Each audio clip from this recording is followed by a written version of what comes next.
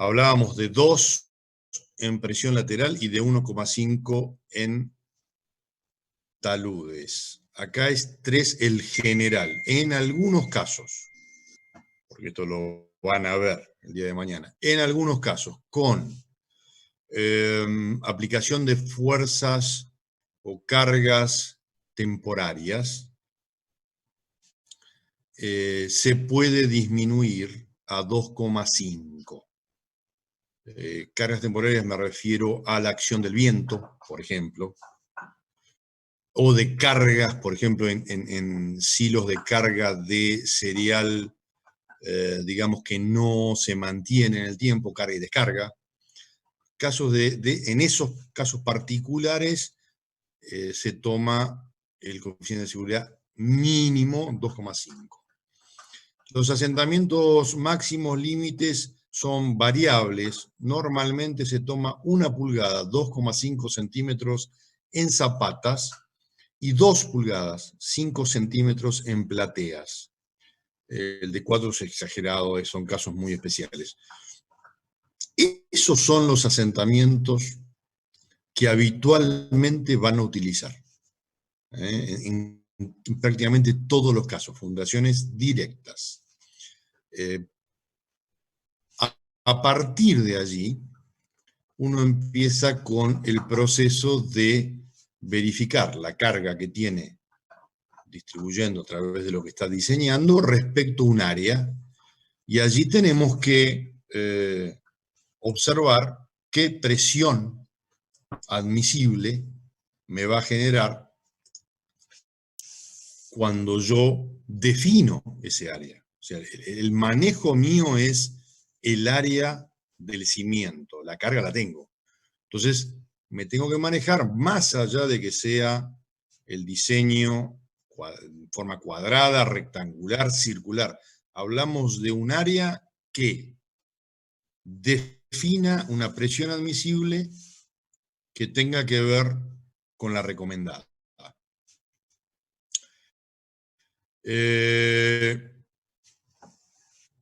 Tienen algunas recomendaciones allí, no hace falta agregar nada más respecto al proceso constructivo y a los asentamientos, y no vamos a agregar mucho tampoco al tema de asentamiento, total, diferencial y angular, pues lo mismo que vimos en el tema de asentamiento, sí recordar que los parámetros que utilizamos, o sea, el asentamiento diferencial, el asentamiento entre un cimiento y otro, dividido la distancia, tiene que entrar dentro de ciertos parámetros, habíamos visto, para que no se generen deterioros. Ese valor de referencia para estructura, habíamos dicho que lo más habitual era 1 en 300, ahí hablamos de 1 en 150, el más seguro es 1 en 300, y para muros, para mampostería, 1 en 400 o 1 en 500. Ahora bien, vamos a definir la carga de rotura antes de ver cómo analizamos, cómo diseñamos. Si hablamos de carga de rotura, hablamos de carga de hundimiento del cimiento, de la zapata. O sea, el pasaje del estado elástico al plástico. Ahora, ¿cómo se produce? El suelo comprendido entre, ahora vamos a ver en detalle el gráfico, la superficie de falla y la del terreno es el que entra en un estado plástico. Puede haber en algunos suelos compactos, densos, deformaciones pequeñas antes de que falla, pero no así en los blandos o digamos más sueltos. Y fíjense que, más allá de las gráficas que son muy simples, el aumento de la carga, la falla local en primer lugar y la general a mayor carga, vamos a ver el esquema de una zapata y el desarrollo de la fórmula de Terzaghi. Terzaghi es el que desarrolla la fórmula de rotura general. No vamos a ver todo el desarrollo teórico, pues es muy complejo, sí de dónde sale y a dónde llega, y cuáles son los coeficientes que utiliza. La idea, ¿cuál es? Este es el cimiento, la zapata, distribuyendo una carga. Lo que está rayado debajo del cimiento, rayado horizontalmente, es una cuña de suelo que acompaña el movimiento de la zapata, que forma parte, digamos, del conjunto cimiento-suelo, y que a su vez define las líneas de rotura con un ángulo phi respecto a la horizontal y una profundidad en el cimiento del orden de D que también va a influir en la teoría de Terzaghi. Sobrecarga, cuña adosada que generan las líneas de rotura, y acá lo podemos pensar de la siguiente manera, para simplificar un poco la idea. ¿Cómo va a resistir el suelo a esa carga? A través de tres medios. Uno, por reacción.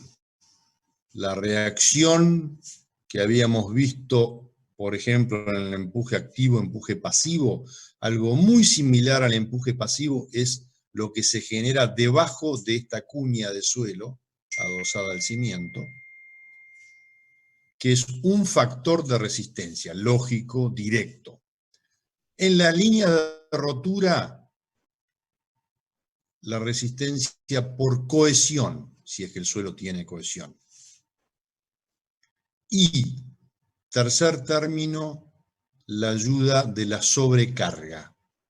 Habíamos dicho que no era lo mismo analizar en el nivel de fundación cercano, un nivel de fundación cercano a la superficie o más profundo. ¿Por qué? Por la influencia de la sobrecarga. Lo habíamos también comentado con el ensayo CPT. Ahora lo vamos a ver en detalle cómo se corrige.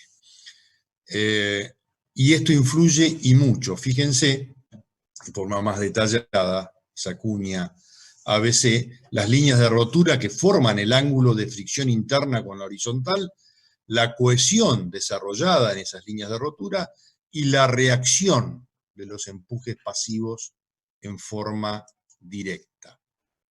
La primera consideración que hace Terzaghi es decir, bueno, esta carga en un ancho B por un valor unitario, para simplificar, será igual a la sumatoria de la reacción de los dos empujes pasivos de un lado y del otro, más el desarrollo de la cohesión,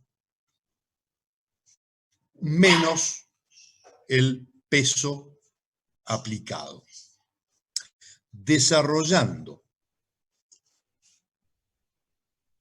este planteo inicial y considerando una sobrecarga de, fíjense, peso unitario del suelo 2, el que está arriba del nivel de fundación, entre la superficie y el nivel de fundación, por D, o sea, el peso de la sobrecarga, teniéndola en cuenta, voy a poder hacer un desarrollo teórico con esa cuña para representarlo en función de unos coeficientes que me simplifiquen el cálculo. Desarrollo no lo vamos a ver, pero sí la idea que llega a una sumatoria de tres elementos, uno que tiene que ver con ese peso unitario por 1 por B, la reacción directa, el otro factor que tiene que ver con la cohesión, y el último factor con la sobrecarga. Si se desarrolla otra vez esa expresión, vamos a llegar a la que tiene que ver con Terzaghi, la general, que es que la carga final será un medio de ese gamma 1, el peso unitario del suelo debajo de la fundación, por el ancho B, por este coeficiente, más la resistencia por cohesión, por el coeficiente de cohesión, más ahora el peso unitario del suelo 2, el de la sobrecarga, por el espesor de la sobrecarga, por el factor Q. Estos tres factores que ahora vamos a ver dependen del ángulo de fricción, siguiendo estas las aclaraciones. Fíjense, en el gráfico siguiente. Los factores de estabilidad, NC, N gamma y NQ, en función del ángulo de fricción. Las generalidades, para una zapata cuadrada y para una circular, que hacen que tome esta forma, esto es NQ, y un caso particular, si el ángulo de fricción es 0, si es solamente cohesión, voy a tener un N gamma igual 0, por lo tanto se anula el primer factor de reacción, que es básicamente por fricción.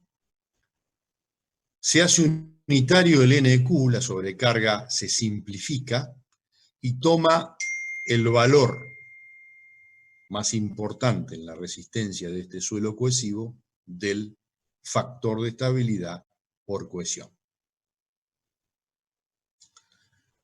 En el análisis, en general, se utiliza la presión neta, la misma que habíamos visto en los ejercicios de distribución de presiones, cuando utilizábamos la presión neta, cuando hacíamos la excavación, que le restábamos a la carga lo que estábamos excavando. En este caso es el mismo caso. Acá utilizamos, por ejemplo, un caso general para arcilla saturada. Fíjense cómo se simplifica, para que vean las fórmulas anteriores.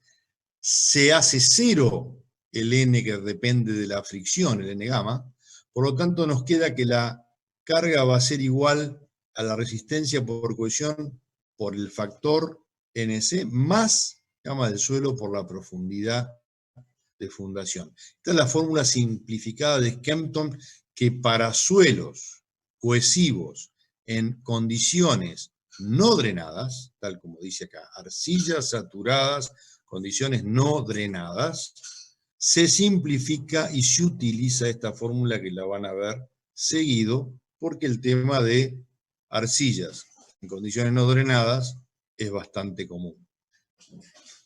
Tienen allí algunos gráficos simples de la relación del NC respecto a la profundidad, y las aclaraciones que vamos a ver ahora tienen que ver con diferentes cargas, cómo influye, por ejemplo, una carga con excentricidad, porque no todos los casos son cargas centradas, no todos los casos son de simple visualización, hay veces que hay conjunción de cargas. De hecho, más adelante vamos a ver, por ejemplo, el diseño de la fundación directa de un muro, y ahí van a tener que tener en cuenta el empuje.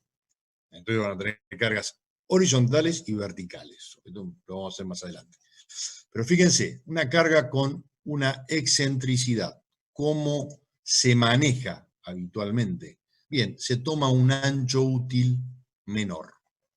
Utilizan la expresión de rotura de Terzaghi, reemplazando el ancho B por un ancho B' que es el ancho B menos 2 veces la excentricidad. Una simplificación simple también se hace, por ejemplo, si la carga es inclinada. Otro caso.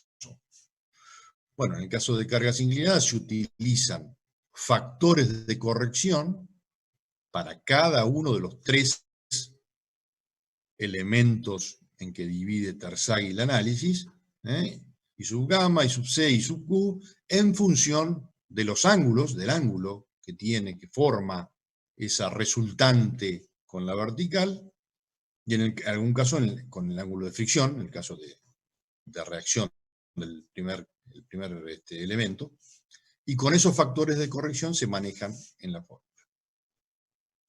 Bien, vamos a analizar presiones admisibles en arcilla y en arena. En arcilla es más sencillo, porque básicamente hay que ver los parámetros de cálculo. Las fórmulas que se utilizan son las que vimos recién. Básicamente en arcillas se piensa en rotura, se piensa en el análisis de rotura.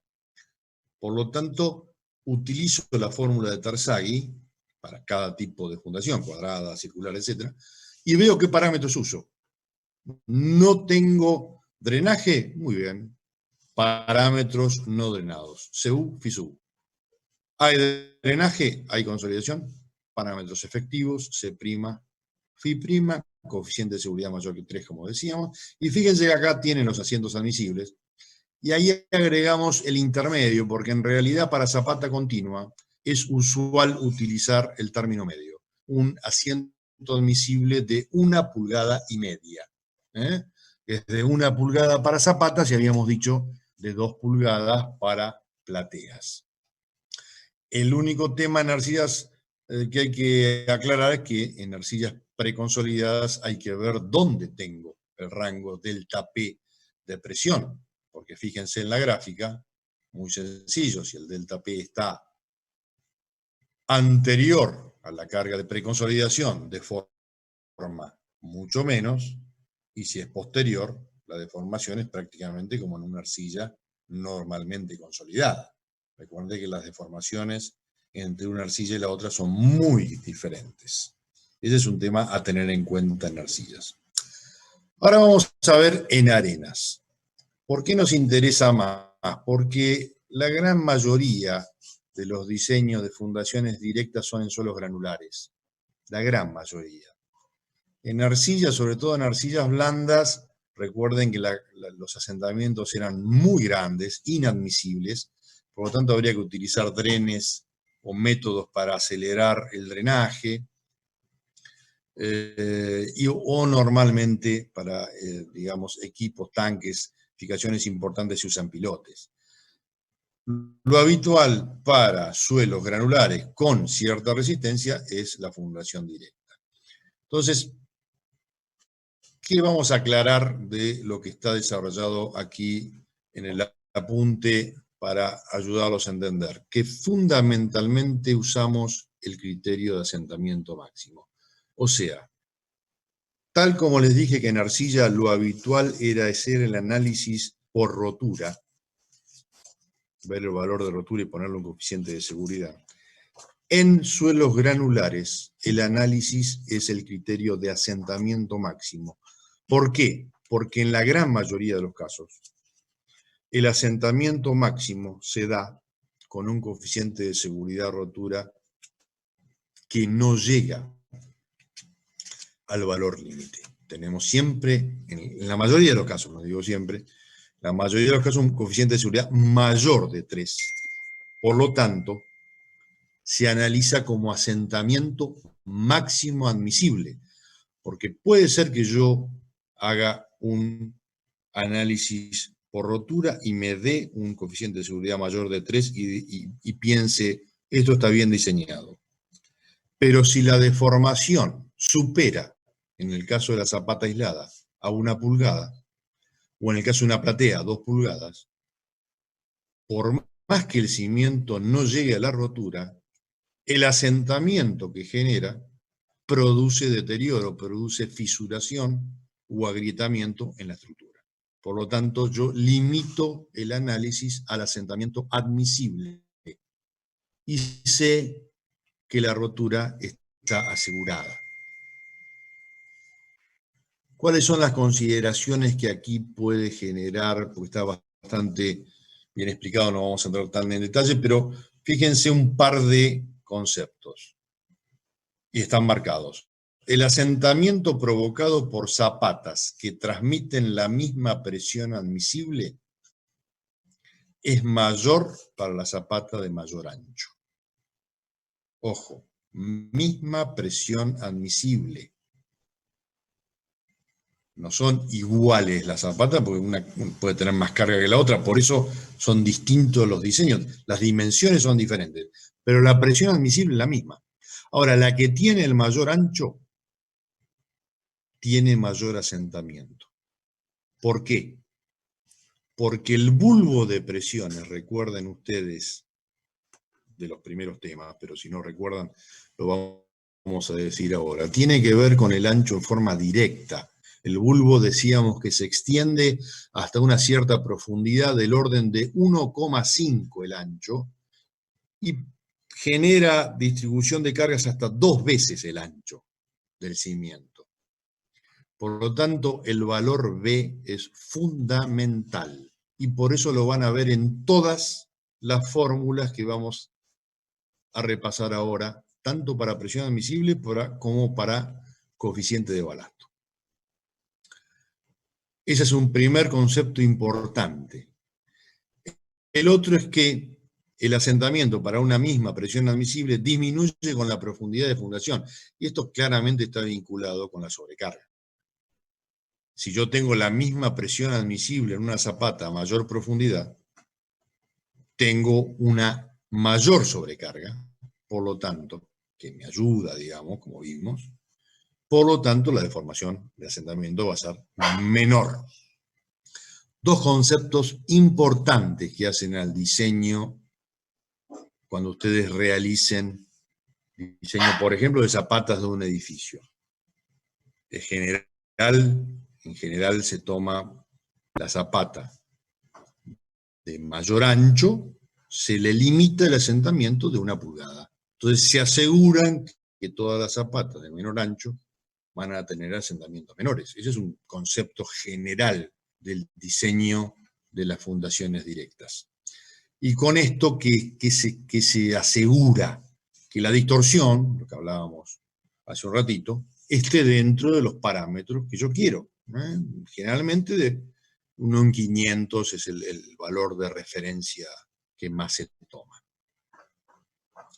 Y bueno, así tienen el diseño del área, se ve por él, es el que necesitan para definir que se cumpla la presión admisible. No se recomienda un ancho menor, se toma el 0,50 como límite, pero no se recomienda menor de 0,70 en general en las edificaciones por un tema constructivo, si no se generan muchos problemas con los recubrimientos, etc. Ahora vamos a pasar a ver una expresión muy importante, muy usada. ¿Por qué? Porque la expresión de Meyerhof, la teoría de Meyerhof, termina con F, no con H, se utiliza para todo tipo de suelos granulares, y hablamos de arenas limosas, gravas, mezclas, y tiene en cuenta todos los factores que generan la definición. Es una teoría muy completa, muy criteriosa, muy utilizada. La presión admisible, fíjense con qué se relaciona. Con el asentamiento máximo, fundamental. Con el ancho de la zapata, que decíamos que influye muchísimo con el bulbo de presiones. Con el nivel de la napa freática, además, que también influye, porque las condiciones del terreno cambian con el nivel de la napa. Y con la profundidad de fundación, lo cual me da la posibilidad de manejar el tema de la sobrecarga. Por eso decimos que esta teoría, este desarrollo de Meyerhof, es tan completo. Ahí tienen la relación, la carga admisible, QSUB-A, es igual al asentamiento admisible, SA, que depende de cada caso.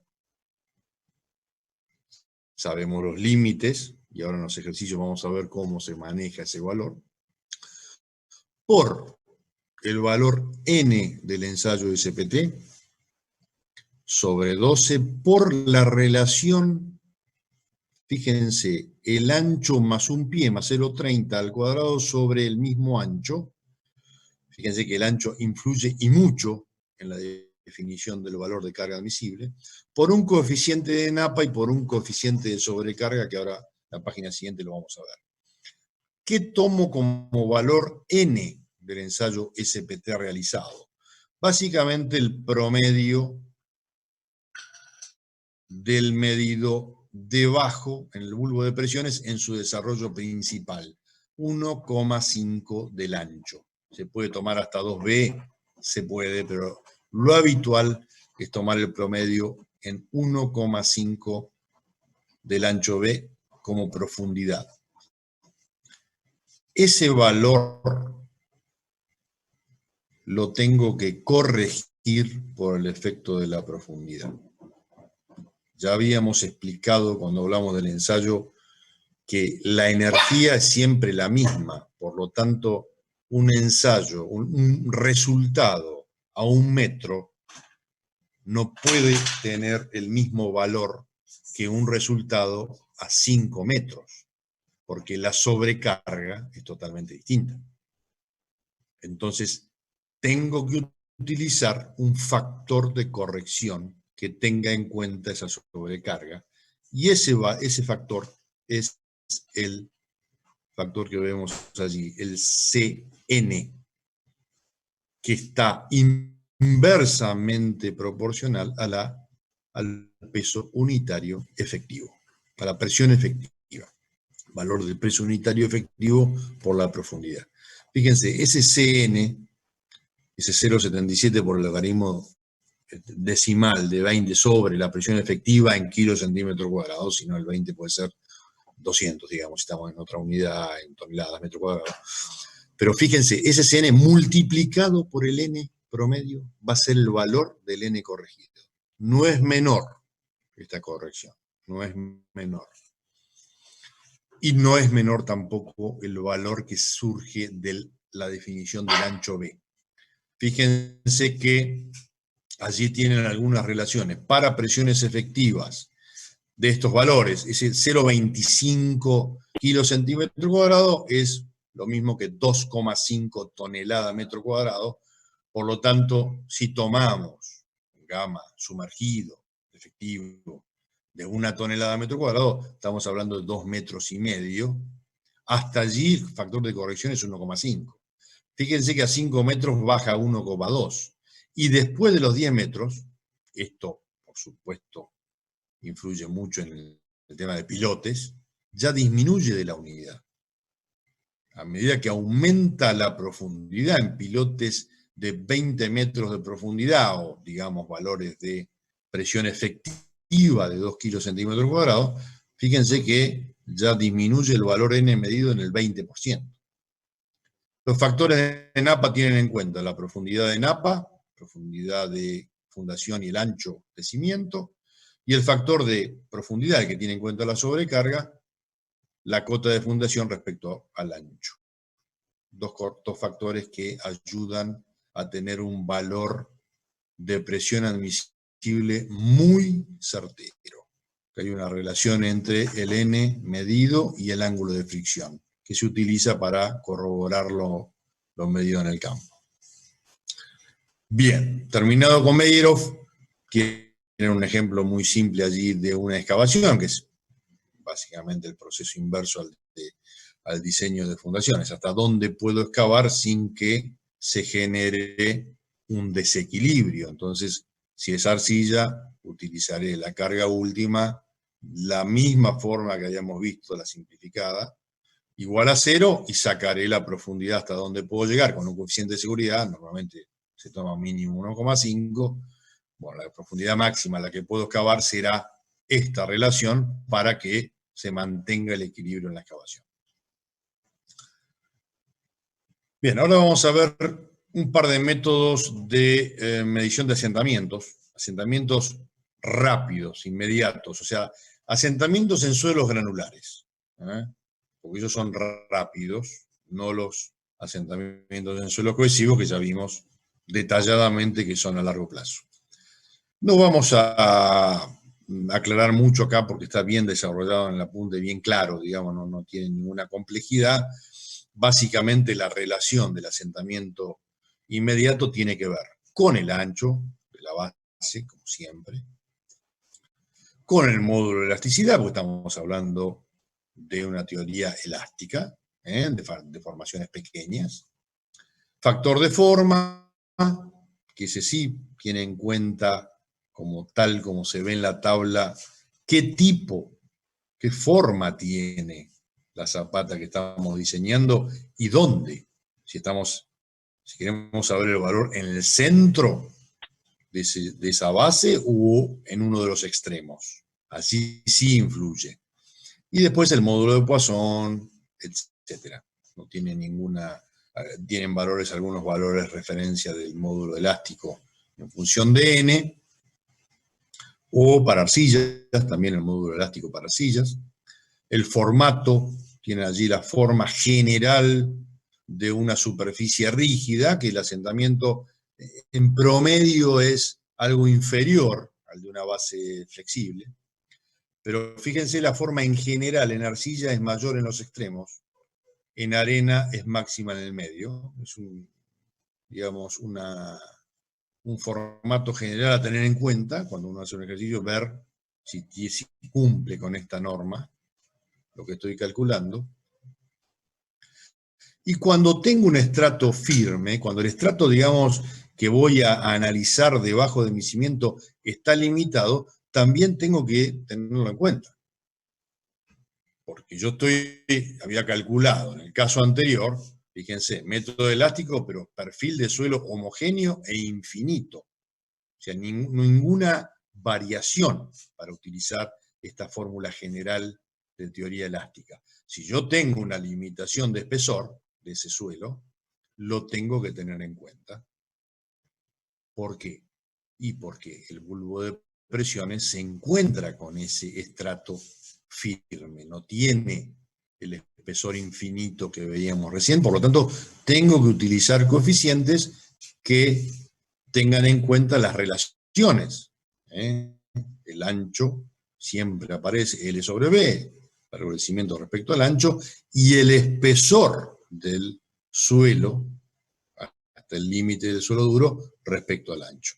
Y voy a utilizar unos coeficientes de corrección. El coeficiente 1 es el que corrige, el otro sería el mismo que utilizamos en la fórmula anterior, que lo saco de esta relación.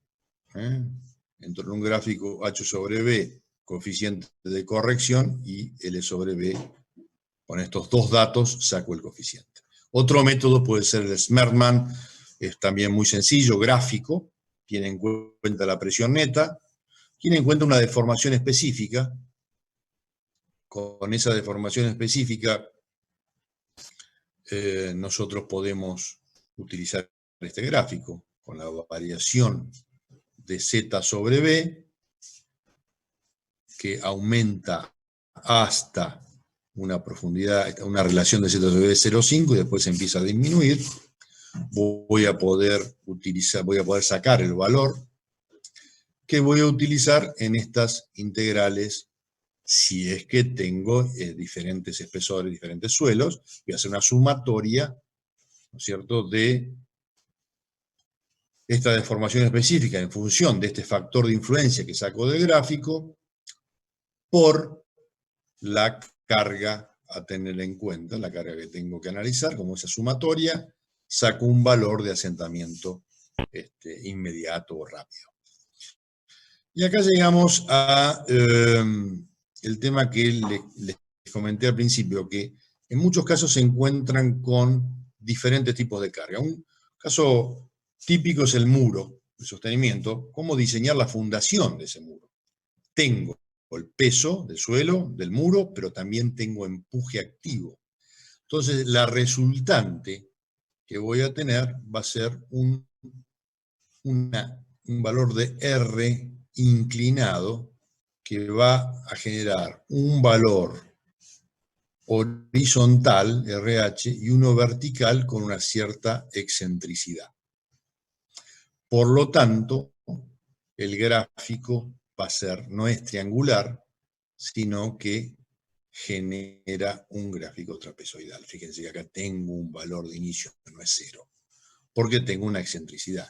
¿Qué tengo que tener en cuenta? Primero, como todo diseño de fundación, que la presión admisible esté dentro de los parámetros recomendados. Ese es el primer paso en el diseño. No puedo pasar la presión admisible. Segundo paso es que cumpla el coeficiente de seguridad del deslizamiento entre el muro y el suelo, un coeficiente de seguridad por lo menos del orden de 1,5. Dos ítems a tener en cuenta. Por lo tanto, calcularé los pesos de suelo, de hormigón, el empuje activo, sacaré las resultantes, la inclinada, vertical y horizontal, y empezaré a manejarme. La excentricidad puedo sacar como la diferencia entre X, la distancia del valor de la carga vertical respecto al origen, menos la mitad del ancho de base. Y entonces digo, tengo ese momento de fuerza respecto al punto que yo quiera sacarlo, el que me resulte más sencillo, y algo a tener en cuenta importante. Yo tengo que evitar, básicamente, en suelos granulares, que haya tracción en la base.